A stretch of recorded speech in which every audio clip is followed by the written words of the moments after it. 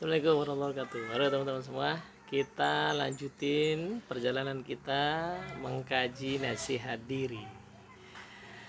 Sudah sampai pada artikel yang ke-10, judulnya wah ini temanya terus terang berat ya. Saya juga waktu menulis ini berada dalam kondisi yang secara rohani itu cukup berat.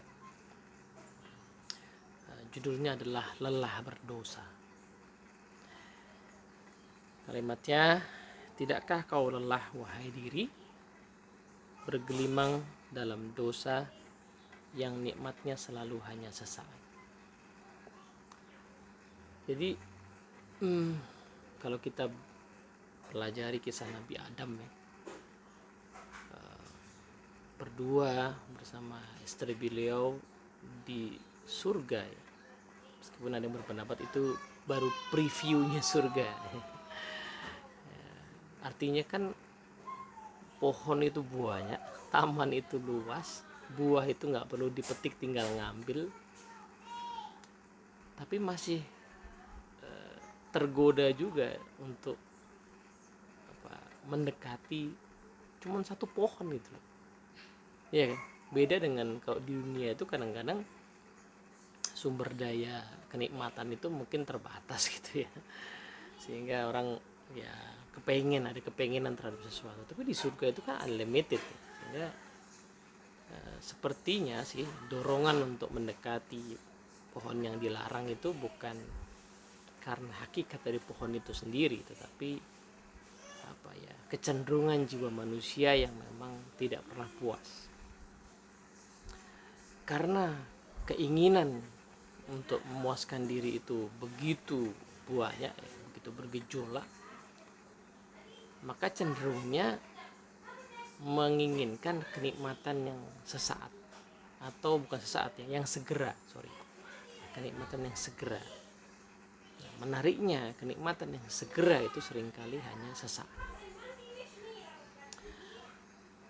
Sementara kenikmatan yang sesungguhnya ya, misalnya kenikmatan yang lahir dari kebahagiaan kita akibat perjuangan panjang kita untuk mendapatkan sesuatu. Orang misalnya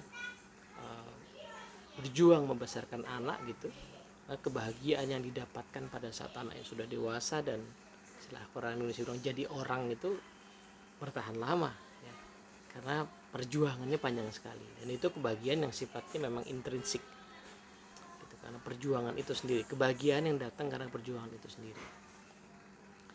Nah sementara yang lebih cepat, lebih ada di hadapan adalah ya yang sesaat itu, yang segera ya, makanya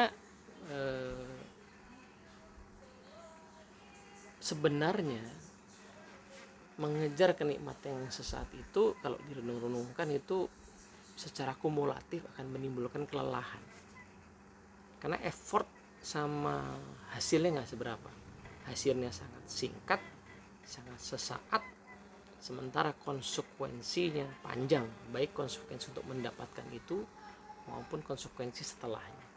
Yang setelahnya barangkali nggak langsung kelihatan ya, karena dosa itu ya nanti konsekuensinya ketika ada di hari akhir. Jadi sebagian orang yang belum sampai pada keyakinan tentang hari akhir ya nggak kerasa langsung konsekuensi panjang itu, tapi previewnya udah ada ya. Jadi dosa itu melelahkan sebab dia bukan fitrah dasar manusia, karena dalam lubuk hati kita, fitrah kita itu adalah cenderung kepada kebaikan-kebaikan. Kita tuh kan ya, kalau menurut ya, para peneliti filsuf yang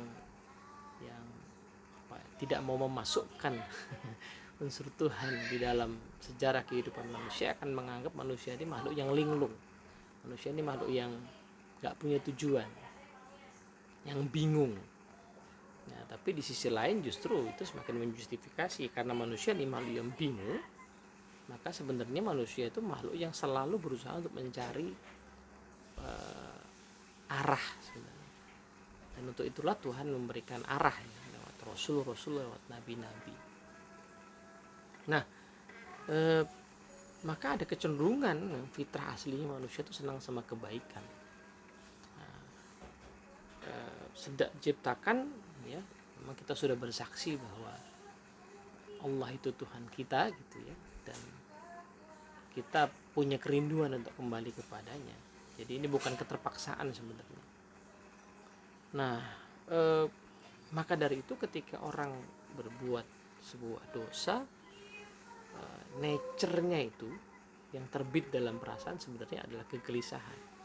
Makanya tadi kita singgung bahwa kalaupun ada kenikmatan itu sesaat, karena di balik kenikmatan itu kegelisahan yang terbit. Yang kegelisahannya ini bisa bertahan lama. Nah, seringkali dipersepsi sebagai petunjuk untuk mencari kenikmatan tadi yang sesaat lagi, yang akan membuat ini makin gelisah lagi. Sehingga orang yang berbuat dosa itu kan salah satu cirinya sebenarnya dia malu ya, kecuali memang sudah tidak punya malu ya. Tapi umumnya manusia yang normal itu malu berbuat dosa sehingga tidak ingin dosanya itu kelihatan, sehingga ada usaha untuk menutupinya. Nah, ini energi ekstra lagi. Sudahlah perbuatannya itu menggelisahkan, nikmatnya sangat sesaat. Dan nikmat itu biasanya, nikmat dari perbuatan dosa itu kan nikmat yang sifatnya sensasi di panca indera saja, bukan nikmat hakiki ya. Beda dengan kebahagiaan tadi, dari kebaikan itu nikmatnya hakiki, meskipun tubuhnya bisa jadi menderita tapi nikmatnya luar biasa. Sebalikannya ya, perbuatan dosa itu nikmatnya hanya di sensasi ini aja, dia tidak mungkin hakiki. Nah, yang hakiki itu adalah kegelisahannya ya, kegelisahan kalau dosanya itu kebuka, maka dia berusaha untuk menutupi. Nah, jadi nasihat di artikel kali ini mengajak untuk sadar nggak sih kalau sebenarnya ini melelahkan gitu. Kalau sudah ini melelahkan ya kenapa diulangi lagi. Ini nasihat yang luar biasa buat diri saya sendiri. In fact buku ini nasihat diri ya gitu. Kenapa masih diulangi lagi? Karena padahal udah nyata ini melelahkan, ini tidak ada manfaatnya, ini hanya sangat sesaat sensasinya gitu. Jadi bisa jadi kita mungkin menutupi perbuatan dosa ini dari manusia kalaupun sanggup ya, walaupun Allah tidak buka. Tapi yang jelas selalu melihat kan yang gaib itu ya, malaikat mencatat, Tuhan melihat. Jadi di bulan Ramadan ini, pada saat video ini dibuat sih, sepertinya bulan untuk betul-betul kita berlatih ya, untuk kembali ya, berlatih untuk bersujud dan menyerahkan diri, menyadari bahwa kita itu sudah terlalu lama ya, melelahkan diri dengan dosa yang disengaja. Lain cerita dengan yang tidak disengaja. Kalau nggak sengaja ya kita mungkin kalau sadar habis itu kita bisa tobat ya. Tapi kadang-kadang ada dosa yang disengaja, sehingga yang diperlukan adalah kesadaran bahwa ini melelahkan, ini nggak ada gunanya, ini sangat sesaat dan impactnya jangka panjang. Effortnya di dunia besar, di akhirat itu apalagi. Moga-moga manfaat. Assalamualaikum warahmatullahi wabarakatuh.